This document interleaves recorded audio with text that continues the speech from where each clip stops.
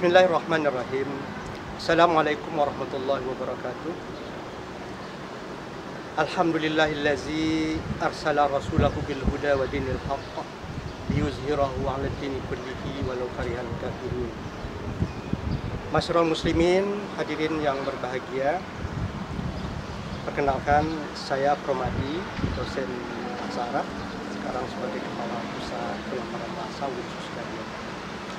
Topik kita kali ini adalah membahas bahwa puasa itu tidak memberatkan. Hadirin yang berbahagia, selama ini banyak kita yang mengatakan bahwa puasa itu berat dan memberatkan. Benarkah? Mari kita coba menganalisis. Allah mengatakan dalam surah Al-Baqarah ayat 186, la yukallifullahu nafsan illa wus'aha. Allah tidak pernah memberatkan, membebani umatnya kecuali memberikan kemudahan. Apakah iya? Mari kita lihat. Karena banyak orang mengatakan puasa itu berat dan memberatkan. Hadirin yang berbahagia, puasa itu menahan lapar dan haus. Selama ini kita makan, kita minum, sekarang kita dilarang. Itu memang berat. Mari kita lihat, kita coba menganalisa satu persatu. Apa yang ada dalam pikiran kita adalah puasa itu selama siang puasa, malam tidak. Kita membagi siang malam 24 jam dari 12 jam, 12 jam siang, 12 jam malam. Artinya dalam pikiran kita 12 jam kita menahan lapar dan haus. Berat memang. Padahal Allah mengatakan la yukallifullahu nafsan illa wus'aha. Dalam ayat ini mengatakan yuridullahu bikumul yusra wa la yuridullahu bikumul usra. Tapi banyak ini tidak ternyata. Mari kita lihat. Sebenarnya para pemirsa, kalau kita lihat benarkah puasa kita menahan 12 jam dan 12 jam tidak? Kalau kita lihat justru lebih dari 12 jam. Tanpa kita sadari. Kita menahan 14 jam.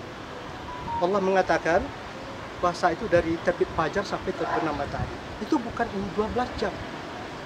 Terbit fajar jam 4 pagi kita sudah menahan. Nanti berbuka 14 jam. Tapi pikiran kita adalah 12 jam. Itu sudah mudah. 14 jam tapi pikiran kita mengatakan oh cuma 12 jam. Itu sudah mudah. Begini Allah memberikan kemudahan kepada kita. Otak kita tidak memikirkan 14 jam. Karena dalam ilmu psikologi, Anda adalah apa yang Anda pikirkan. Kalau Anda berpikir berat, berat. Anda berpikir mudah, mudah. Ada suatu pekerjaan yang mudah, tapi kita berpikir berat, jadi berat. Ada pekerjaan yang berat, tapi kita mudah, jadi mudah. Hadirin berbahagia. Sekarang mari kita lihat. Dari 14 jam itu, benarkah 14 jam kita menahan? Tidak. Saat kita sahur jam 4 pagi, jam 5, jam 6, jam 7, jam 8, kita belum merasa haus dan lapar. Jam 8 itu masih oke. Jam 9 belum, jam 10 masih. Jam 11 mungkinlah mulai terasa agak haus datang. Tapi sebagaimana? Jam 12 mulai. Paling jam 1 itu baru terasa haus dan lapar. Mulailah kita betul-betul menahan dari jam 1. Jadi yang betul-betul kita merasa berat menahan itu jam 1 sampai jam 2. Jam 3, jam 4, jam 5, antara 5 jam 6 itu sudah karena kita sudah duduk di depan juada, ada makanan, minuman yang akan, itu beratnya itu udah mulai hilang. Inna ma'al usri yusra. Di balik, di akhir kesulitan itu ada kemudahan. Menahan lapar dan haus kita berapa jam, sebentar lagi kita akan menikmati. Karena farhatani lis-sha'im indal fitr wa inna liqa'i rabbih. Ada dua kebahagiaan bagi orang puasa. Pertama ketika dia berbuka, kedua ketika berbuka. Jadi puasa itu yang selama ini yang orang berat ternyata itu tak terbukti, mudah. Tak ubahnya seperti dalam sholat dan membaca syahadat. Mari kita lihat. Sholat Allah mengatakan sendiri,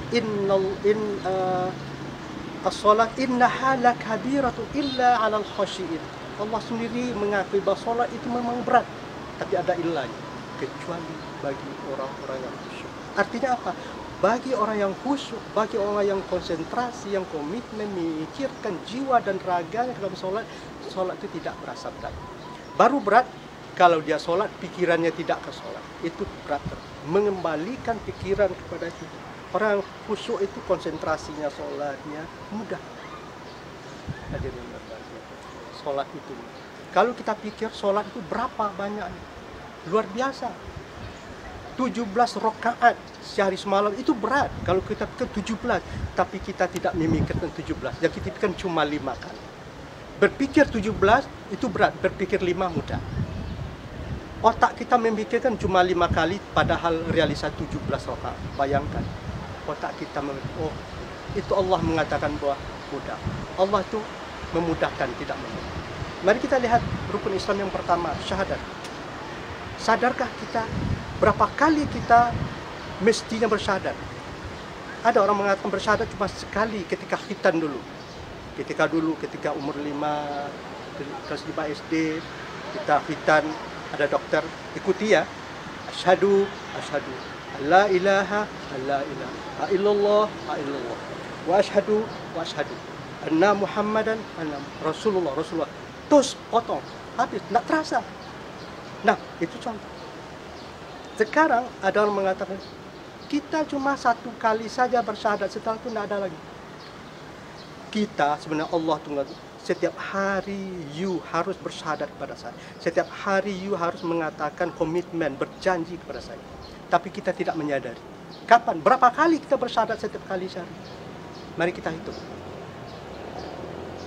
Ketika azan, Allahu Akbar, Allahu Akbar, Allahu Akbar, Allahu Akbar. Kemudian asyhadu an la ilaha illallah. Kita jawab asyhadu an la ilaha illallah. Asyhadu an la ilaha illallah 2 kali. Satu azan itu 2 kali kita bersyahadat tanpa kita sadari. Azan subuh 2 kali, azan zuhur 2 kali, azan asar, azan maghrib. 5 kali azan, kita 10 kali. Tanpa kita sadari, begitu mudah kita lakukan mengucapkan syahadat. Itu Allah. La yukallifullahu nafsan illa wus'aha. Yuridullahu bikumul yusra wa la yuridullahu bikum. Itu baru sholat, 5 kali kita bersyahadat. Belum lagi qomat.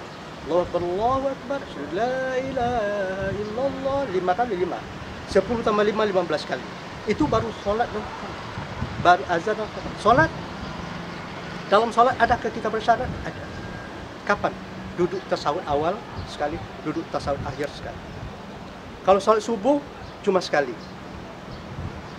Zuhur 2 kali. Asar 2 kali. Maghrib 3, 2 kali. Isya 9 kali. Tambah 10 azan, 5 qomat, 5 tambah 9, 24 jam, 24 kali kita diwajibkan Allah bersyahadat. Tapi tanpa kita sadari, begitu kita lalui dengan mudah. Ya Allah, yuridullahu bikumul yusra wa la yuridullahu bikumul yusra. Begitulah puasa. Puasa ini sebenarnya mudah kalau kita jalankan dan kita nikmati. Mari kita berpuasa dan nikmati puasa itu. Kesulitan, kemudahan itu satu nikmat. Ketika kita menahan lapar, menahan haus, di situ nikmatnya.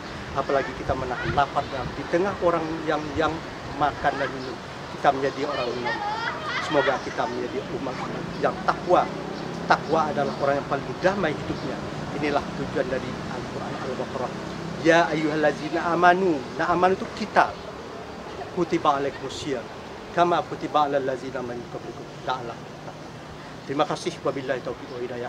Assalamualaikum warahmatullahi wabarakatuh.